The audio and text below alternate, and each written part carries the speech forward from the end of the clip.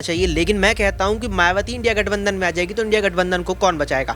क्योंकि 19 दिसंबर को जो बैठक हुई थी, आप उसमें ये चीज़ नहीं नकार सकते कि अखिलेश यादव ने दो टूक शब्दों में ये पूछा था कांग्रेस से कि क्या आप मायावती को इंडिया गठबंधन में ला रहे हैं। इस पर अखिलेश यादव ने कांग्रेस से ये साफ कर दिया था कि अगर मायावती इंडिया गठबंधन में आएगी तो हम अपना सोच लेंगे, हम अपना देख लेंगे। और इस पर राहुल गांधी को जवाब देना पड़ा था कि नहीं, मायावती से हमारी ऐसी कोई बात नहीं है। देखिए, बिल्कुल अगर देखा जाए यहाँ पर राजनीतिक अनुभव के लिहाज से तो मायावती इस पद के लिए दावेदारी अपनी रख सकती हैं, लेकिन राजनीति में सीट का खेल आंकड़ों का खेल होता है और मुझे लगता है कि लोकसभा चुनाव के जो नतीजे रहेंगे वो दरअसल तय करेंगे कि प्रधानमंत्री का चेहरा कौन होगा विपक्ष के द्वारा। अगर कहीं ना कहीं दरकिनार कर दे, अखिलेश की इस बात को दरकिनार कर देंगे तो आप यहाँ देखिए कि 80 सीटों को आप किस तरह से बांटेंगे यहाँ पर, क्योंकि अखिलेश 65 सीटें मांग रहे हैं, ये बात लगातार सुर्खियों में है। वहीं दूसरी ओर जयंत कह चुके हैं कि मुझे 12 सीटें चाहिए। मैं फिर वही बात दोहरा रहा हूँ कि 77 सीटें अखिलेश और जयंत मिलकर मांग रहे हैं, तो फिर 3 सीटें यहाँ 3 दल मिलकर बांटेंगे तो निश्चित रूप से यहाँ पर जो विवाद की स्थिति है इंडिया गठबंधन में वो और ज्यादा बढ़ जाएगी। मुझे ऐसा लगता है अगर मायावती इंडिया गठबंधन में आती है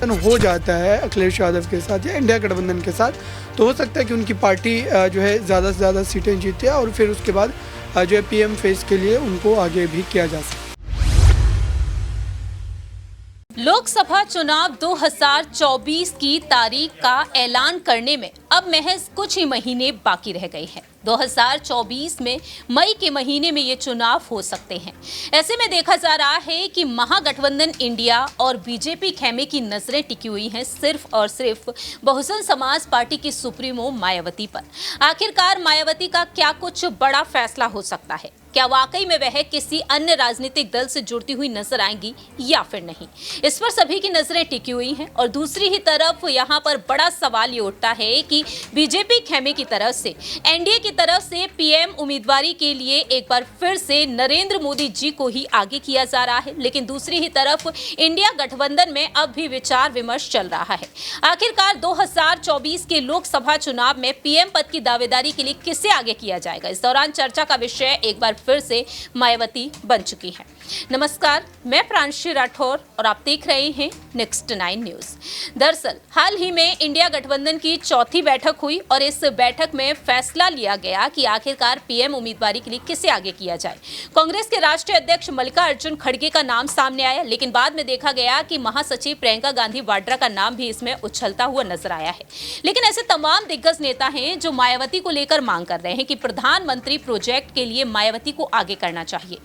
जानकारी दे दें कि बसपा सांसद मलूक नागर ने इनका नाम लिया, तो वहीं यूपी से कांग्रेस अध्यक्ष अजय लल्लू ने भी अब इनका नाम लिया है। क्या वाकई में मायावती को अब यहां पर आगे किया जाएगा? क्या वाकई में अब प्रधानमंत्री के तौर पर आने वाले समय में मायावती नजर आ सकती हैं? सवाल यहां पर तमाम रहेंगे न्यूज रूम में बैठे हुए तमाम सहयोगियों से। आखिरकार देश का अगला प्रधानमंत्री किसे होना चाहिए? सबसे पहला सवाल हम लेना चाहेंगे हमारे सहयोगी अक्षय से कि आखिरकार वह क्या कुछ कहना चाहेंगे। मायावती के लिए जिस तरह से हाथ जोड़कर अपील की गई है कांग्रेस के जो पूर्व अध्यक्ष हैं अजय लल्लू, जिन्होंने मायावती को लेकर अपनी बात रखी और वह कहते हैं कि वह लोकतंत्र और संविधान को बचाने के लिए इंडिया गठबंधन के साथ आए और वह कहते हैं कि इंडिया गठबंधन जब चुनाव जीत जाएगा तब इस पर फैसला राजनीतिक दल के प्रमुख नेता करेंगे। देखिए प्रियांशी, यहाँ पर अजय लल्लू कह रहे हैं कि मायावती को लोकतंत्र बचाने के लिए इंडिया गठबंधन में आना चाहिए, लेकिन मैं कहता हूं कि मायावती इंडिया गठबंधन में आ जाएगी तो इंडिया गठबंधन को कौन बचाएगा।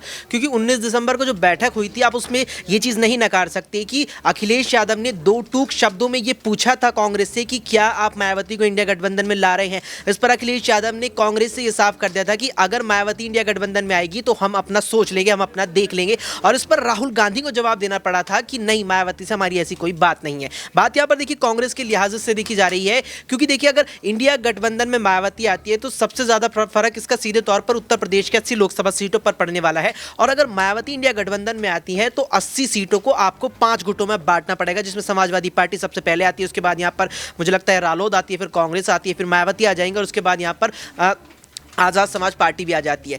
तो मायावती को मुझे लगता है कि जिस तरह से लगातार ही कांग्रेस आगे लाना चाह रही है वो निश्चित रूप से इंडिया गठबंधन की मुश्किलें यहाँ बढ़ा सकता है, क्योंकि अखिलेश बिल्कुल भी इस फेवर में नहीं है कि मायावती को यहाँ पर साथ लाया जाए। और अगर अखिलेश को भी हम अगर कहीं ना कहीं दरकिनार कर दें, अखिलेश की इस बात को दरकिनार कर देंगे तो आप यहाँ देखिए कि 80 सीटों को आप किस तरह से बांटेंगे यहाँ पर, क्योंकि अखिलेश 65 सीटें मांग रहे हैं, ये बात लगातार सुर्खियों में है। वहीं दूसरी ओर जयंत कह चुके हैं कि मुझे 12 सीटें चाहिए। मैं फिर वही बात दोहरा रहा हूँ कि 77 सीटें अखिलेश और जयंत मिलकर मांग रहे हैं, तो फिर 3 सीटें यहाँ 3 दल मिलकर बांटेंगे तो निश्चित रूप से यहाँ पर जो विवाद की स्थिति है इंडिया गठबंधन में वो और ज्यादा बढ़ जाएगी। मुझे ऐसा लगता है अगर मायावती इंडिया गठबंधन में आती है।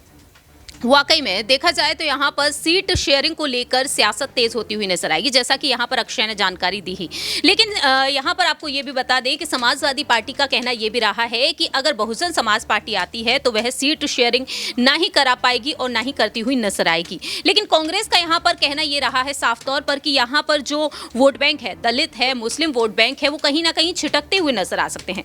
अगला सवाल यहाँ पर नेहा से लेना चाहेंगे कि आखिरकार वह क्या कुछ कहती है। कांग्रेस के जो पूर्व अध्यक्ष है अजय लल्लू, जिन्होंने साफ तौर पर यह भी कहा है कि मैं यहां पर निवेदन करता हूं मायावती को अब गठबंधन में शामिल होना चाहिए, जिससे कि यहां पर अन्य वोट बैंक को संभाला जा सके। देश के नौजवान को इनकी जरूरत है, गरीब, शोषित, वंचित, दलित, पिछड़े वर्ग को इनकी जरूरत है। कैसे देख रही हैं आप? क्या वाकई में यहां पर कांग्रेस की तरफ से अब जो बात कही गई है, मायावती इस पर सोच विचार करती हुई नजर आ सकती है, जिस तरीके से बयानबाजी का दौर इस वक्त जारी है?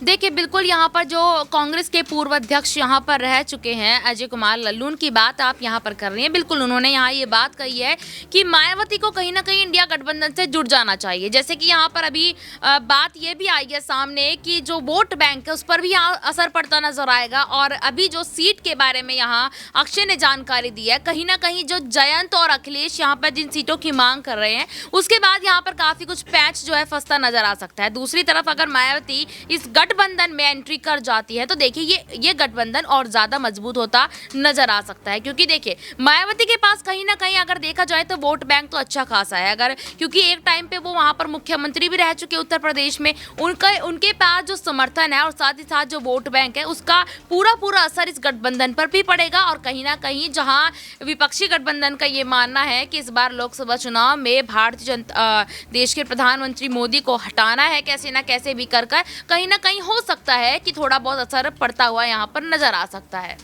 वाकई में देखा जाए तो कहीं ना कहीं गठबंधन में गहरा प्रभाव तो देखने को मिलेगा ही। अगला सवाल यहाँ पर अबरार से लेना चाहेंगे कि आखिरकार वह क्या कुछ कहते हैं। जिस तरह से मायावती को लेकर मांग की जा रही है कि पीएम उम्मीदवारी के लिए उन्हें आगे कर देना चाहिए, क्या वाकई में मायावती ही एक परफेक्ट नाम यहाँ पर निकलकर सामने आता है या फिर कोई अन्य नेता को यहाँ पर आगे किया जाना ज्यादा बेहतर रहेगा? देखिए, बिल्कुल अगर देखा जाए यहाँ पर राजनीतिक अनुभव के लिहाज से तो मायावती इस पद के लिए दावेदारी अपनी रख सकती हैं, लेकिन राजनीति में सीट का खेल आंकड़ों का खेल होता है। और मुझे लगता है कि लोकसभा चुनाव के जो नतीजे रहेंगे वो दरअसल तय करेंगे कि प्रधानमंत्री का चेहरा कौन होगा विपक्ष के द्वारा। और मायावती की जहाँ तक बात है तो जाहिर सी बात है उत्तर प्रदेश में इतने लंबे समय तक मुख्यमंत्री रह चुकी हैं, इतनी बड़ी पार्टी की जो अध्यक्ष रही हैं। हालांकि उन्होंने अब अपने भतीजा आकाश आनंद को ये तमाम जिम्मेदारियाँ सौंप दी है।